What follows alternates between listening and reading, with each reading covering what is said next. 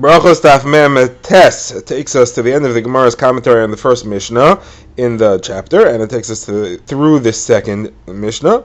The Gemara is in the middle of a discussion of what the proper text of Brachos Hamazon is. It continues to discuss various different elements with which must be there. The Gemara discusses Malchus, whether you have to mention Elokeinu Melech HaOlam or Hashem's kingship in the world. The Gemara discusses how you end off the brachos. Do you end off with one element of praise or two elements? Then the Gemara will discuss what happens if you forgot to mention Ritzei for Shabbos, Ya'al V'Yavai, for Rosh Chodesh, or for Yom Tov. Then the Gemara goes back to the Mishnah and quotes the last machlokas in the Mishnah, which discusses what is the minimum size you have to eat. Is it a concise or a kibetza size of an av, or that of an egg? The Gemara will discuss the reasons for those two opinions. Then we get to the Mishnah, and the Mishnah gives us the formula of Brachos Hamazon and what exactly we say based on how many people are there. The Gemara at the beginning of Brachos Daf Mem Tes is in the middle of a brisa, which began on Mem Ches at the end. So let's briefly review the brisa, which contained a list of various different elements which must be included in the different brachos of Brachos Hamazon. So we saw, first of all, you have to say Eretz Klam Teilu Rechava has to be included in the bracha on Eretz Yisrael. You have to mention Malchus Beis David in the bracha on Yerushalayim. You have to mention Bris and Torah, and Bris has to come before Torah in the bracha on Eretz Yisrael. Now the Gemara adds more things which we haven't seen yet.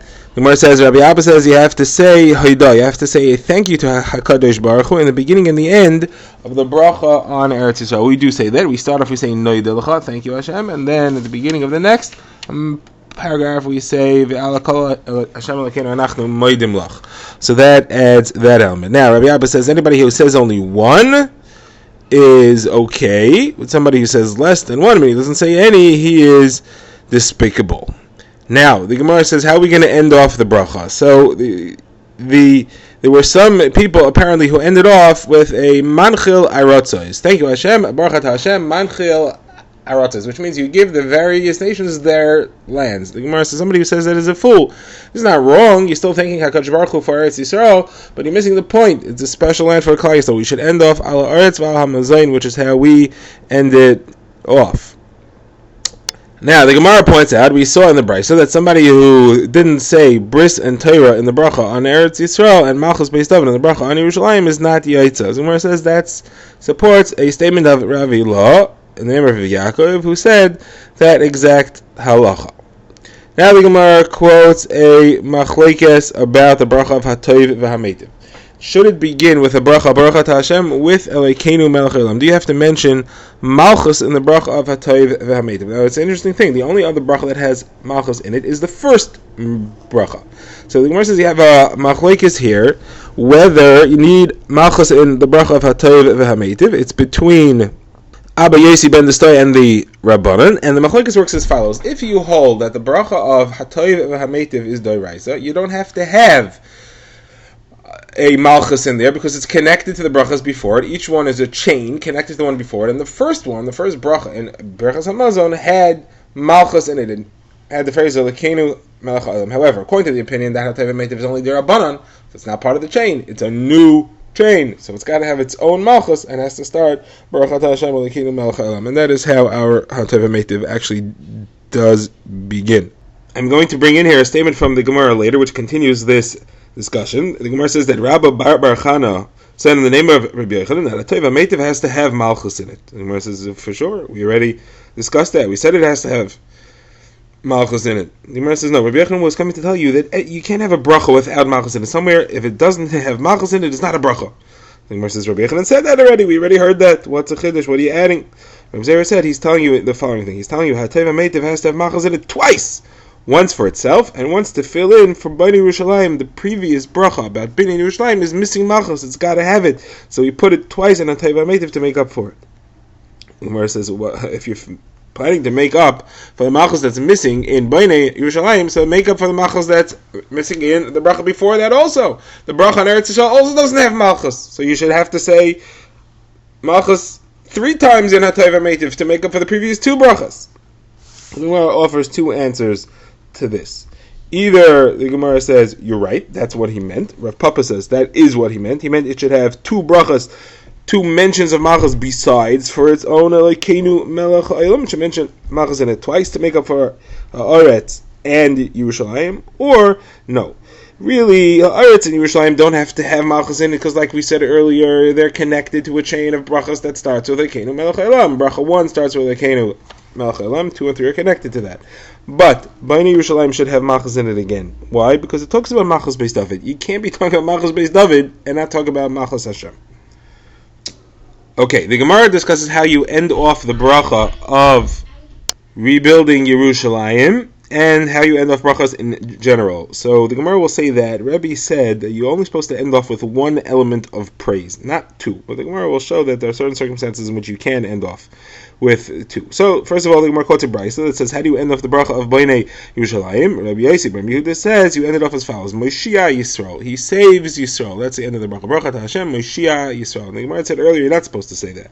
So the Gemara says Moshiach Yisrael. That's how you end off. You don't say anything about Binyan Yerushalayim. The Gemara says no, he meant to say both Moshiach Yisrael and Binyan Yerushalayim, which is two elements in one bracha. So now the Gemara discusses this further. It says that Rabba bar Huna once went to eat a meal in the house of the Reish Galusa, and he started off the bracha with one element, with Yerushalayim, and he ended off with two elements. It sounds like he said the two things. So Rav Chisda said to him, you think it's a big deal? You think it's a wonderful thing to end off a bracha with two elements? Rabbi said you're not supposed to end off with two elements. You're only supposed to end off with one. Now the Gemara discusses this at length. The Gemara says that, hold on a second, Rabbi said you're only supposed to end off with one element. I'll show you a long list of brachas where we end off with two. Levi asked Rabbi, why do you say you only end off with one? We say al aretz v'al hamazoin, brachas aretz. The Gemara says no, it means it's one element. The eretz, the land, which gives us food, that's one bracha. Okay, then the Gemara says we say al aretz v'al haperos. Same answer. The land, which gives us the fruits. Then the Gemara says we say Mekadesh Yisrael v'Azmanim. Hashem sanctifies the Jewish people and holidays. The Gemara says it's Yisrael that's Mekadesh the holidays. The Sanhedrin, the courts, have the power to adjust the calendar by putting in a day or taking off a day or even adding a month. So it's really up to the Jews to decide when the holiday actually begins. So it's Klal Yisrael that's Mekadesh that sanctifies the holidays. Never Kadosh Baruch Hu is Mekadesh Yisrael also through the power of giving them the power to be Mekadesh Dizmanim. So that's really one statement. Okay, the Gemara says it also says Mekadesh Yisrael v'Rosh Chodashim. Two elements. The Gemara says no, same answer. Klal Yisrael decides when Rosh Chodesh is, when the first of the month is. The Gemara says, but it says Mekadesh HaShabbos v'Yisrael v'Hazmanim. When you have Shabbos and Yontif on the same night. The Gemara says okay, that's an exception. Yeah, over there you say two elements, that's an exception to the rule. Versus why is that an exception? Versus because those are very similar things. It's one statement. Klal Yisrael is holy because it can create Kedusha. Now Shabbos it doesn't create, because Shabbos, Klal Yisrael cannot change the time. It's fixed. But it's still considered to be one element, as opposed to Rabba bar Rav Huna, who said Moshiach Yisrael and Bnei Yerushalayim, those are considered to be separate things. Now the Gemara wants to know what is actually the reason why can't you put two elements into one bracha? So you're not supposed to heap mitzvahs together. There's a rule called Einos and mitzvahs chavilas. You're not supposed to pile them on. You're not doing one, you're not supposed to do another one. This is halacha that comes up often. If you pile them, if you lump them together, it seems to indicate that you're not interested in them. You're doing them because you have to. Okay, now the Gemara wants to know what's the bottom line? How are you supposed to end off the bracha? So the Gemara quotes a few things here. Rav Shesha says, if you started with Rachem Alamcha Yisrael, you should end with Moshe Yisrael. You started with discussing Yisrael, you should end off with Yisrael. If you started with Rachem Al Yerushalayim, you should end off with Bnei Yerushalayim. You should end the way you started. But Rav Nachman says, even if you started with Rachem Al Yisrael, you can end off with Binyan Yerushalayim. Why? Because mercy on Yisrael and building Yerushalayim are really the same thing. There's a pasuk in Tehillim that says, Bnei Yerushalayim Hashem, Nidche Yisrael Yichanes, building Yerushalayim and bringing in the far-flung Jews from around the globe. That's really one act, one chesed, one kindness. Therefore, those two elements go together. Okay, now the Gemara quotes an incident which relates to all these halachos. The Gemara says the following thing. Rav Zera said to Rav Chisda, come, let's learn Gemara together. Rav Chisda said, learn Gemara together. I don't even know how to say Brachos Hamazon. How can I learn Gemara? So he said, what are you talking about? I have to learn Gemara, you don't know how to say Brachos Hamazon. Why would you say that? He said, because once I went to the house of the Reish Galusa, and I ate a meal there, and I said I was honored with saying Brachos Hamazon, and I said it, and Rosh Hashanah stretched out his neck like a snake, and he gave it to me over the head. So he said, well, for what? What did you do wrong? So he said, because I didn't mention Bris, Torah, and Malchus. I left these three things out. So they said to him, well, why didn't you say it? He said, because they hold like Rav Chananel. Rav Chananel says, if somebody doesn't say Bris, Torah, and Malchus, anyway, he's fulfilled the mitzvah. Why? Because Bris, Torah, and Malchus do not apply to everybody. Bris doesn't apply to women, and Torah is not a mitzvah that applies to women or avadim. And Malchus, being Mekabel, the Malchus of the Kodesh Baruch Hu, mitzvahs, kabbalas, oil, doesn't apply to women and avadim either. So everybody's going to stay the same at Brachos Hamazon, so obviously you don't have to include these elements, because those people don't have to have it. Oh, so Rav Zera said to him, what are you doing? We saw so many opinions that said you have to say it. You decided to drop them all and say like this one shita. You deserve it. Okay, the Gemara now moves on to tell us the halachas of what you should do if you forgot to mention certain elements that you add in on Shabbos, Yom Tov, and Rosh Chodesh. So on Shabbos we add Ritzei, that mentions Shabbos. Rosh Chodesh we add Ya'al V'Yavai. And Yom Tov we also add Ya'al V'Yavai. So the Gemara has a few different incidents here. You had Rav Zera sitting behind Rav Gidl, and Rav Gidl was sitting in front of Rav Huna. You had Rav Gidl Bar Minyumi, the meal with Rav Nachman. And the halachas that they said are as follows, and they're mostly in the name of Rav. If you forgot and you remembered that you forgot to say any of these things, you remembered before the bracha of Atoiva HaMeitiv, you have a formula which you can add in. You do not have to go back. However, if you began Atoiva HaMeitiv, so then you can't fix it. And then it depends.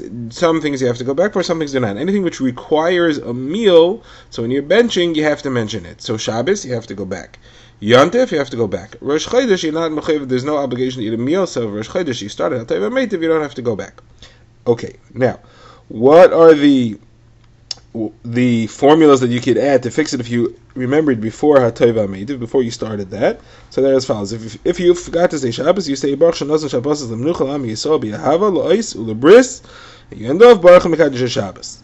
Now, if you forgot to say Yom Tov, you say Baruch Shanazon Yom Tovim L'Am Yisrael L'Simcha L'Zikaron and Baruch HaMekadosh Yisrael B'Azmanim. Forgot to say Rosh Chodesh, so here you say Baruch Shanazon Rosh Chodashim L'Am Yisrael L'Zikaron, and the way he said it over, he wasn't clear if you're supposed to add in Simcha or not, and if you're supposed to end off with a Baruch, or you just leave it at that. Now, we said if you forgot to say Ya'al V'Yavai for Rosh Chodesh, you don't have to go back. So the Gemara says that's only in Brachos Hamazon, because Rosh Chodesh doesn't require a meal. However, if you forgot to say in the Shemona Esrei, then you do have to go back and say it over again. Okay, the Gemara now refers back to the Mishnah, and we saw that there was a machlokes in the Mishnah how much you have to eat in order to count it towards the zimun. So machlokes between Rabbi Meir, who said you have to eat a kizayis, size of an olive, and Rabbi Yehuda said you have to eat a kibetza, the size of an egg, which is about twice as much. So the Gemara says it sounds like they're arguing over what's considered to be a more important size. So that can't be, because we saw in a different sugya, in a different discussion, they hold opposite opinions. What's that discussion? If somebody's carrying meat of a carbon, the kind that the owner is allowed to eat in Yerushalayim, they're called kachim kalim. So if he's carrying it, and he carries it outside Yerushalayim by mistake, so then that meat becomes puzzle, becomes forbidden, and allowed to eat it, it has to be burned. So the Mishnah says, the halacha is that if you remembered that you're holding it when you're still within sight of Yerushalayim, you have to go back and burn it in the set place for burning puzzle carbon meat. If you remembered when you're far enough away that you can't see Yerushalayim anymore, then you have to burn it in the exact spot you're in. Either way, the Gemara over there, the Mishnah over there asks, what size? And it's a machlokes again between Rabbi Meir and Rabbi Yehuda, and it's opposite opinions.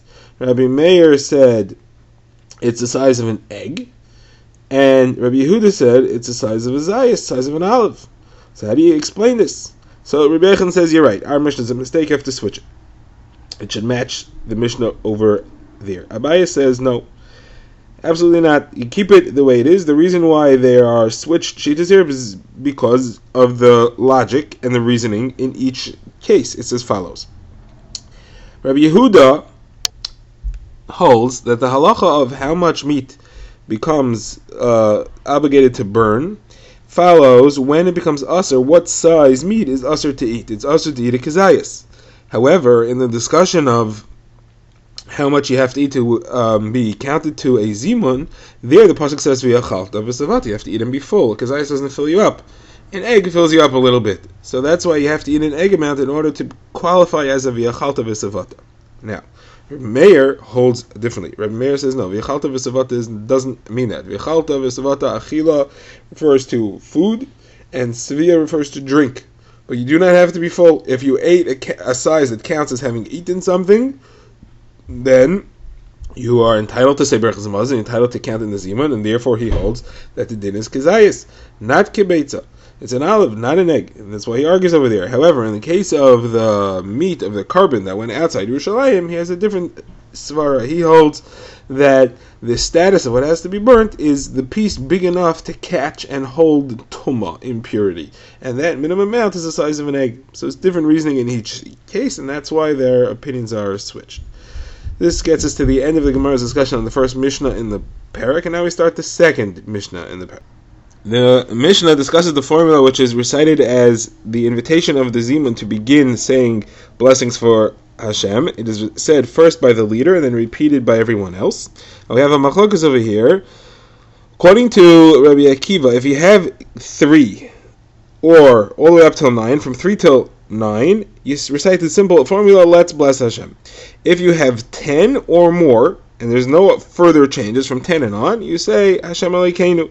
You add the word Elokeinu. That's Rabbi Akiva's opinion. However, according to Rabbi Yossi Haglili, each milestone you increase the phrase. When you have 10, you say Elokeinu. When you have 100, he says Hashem Elokeinu. When you have 1,000, you say Hashem Elokeinu Elokei Yisrael.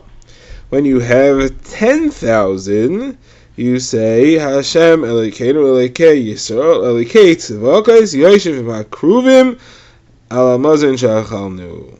Okay, now that's the machlokas, but everybody agrees there is a difference whether you have the exact number of the milestone or you have at least one more. If you have the exact number of the milestone, so then the leader has to say Nevarich, let us bless, using the formula, because he is included in the amount needed to reach the milestone, the 3, the 10, the 100, the 1,000, whatever it is.